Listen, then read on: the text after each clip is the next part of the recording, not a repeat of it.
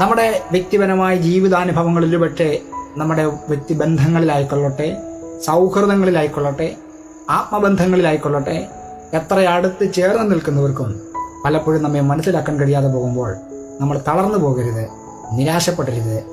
നാം ആരാണെന്ന്, നമ്മൾ എന്താണെന്ന്, നാം ചെയ്യുന്ന ദൗത്യങ്ങൾ എന്താണെന്ന് ആർക്കാണോ വെളിപ്പെട്ട് കിട്ടേണ്ടത് വളരെ സ്പഷ്ടവും വ്യക്തവുമായി കൃത്യസമയത്ത് അതറിയേണ്ടവരെ ദൈവം അറിയിക്കുകയും കൂടെ നിൽക്കേണ്ടവരെ കൂടെ നിർത്തുകയും അവരെ ആ നിലകളിൽ പരുവപ്പെടുത്തി എടുക്കുകയും ചെയ്യുന്ന ദൈവമാണ് നമ്മൾ ആരാധിക്കുന്നത്.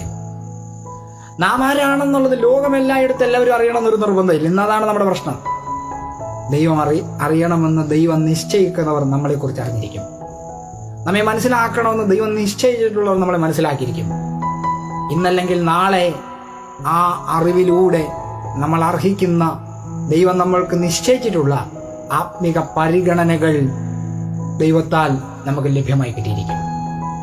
ഒരുപക്ഷെ നമ്മളെ നിരസിക്കുന്ന, നമ്മളെ ത്യജിച്ചു കളയുന്ന ആയിരക്കണക്കിന് ആളുകൾ ഒരു ഭാഗത്തുണ്ടായിരിക്കാം.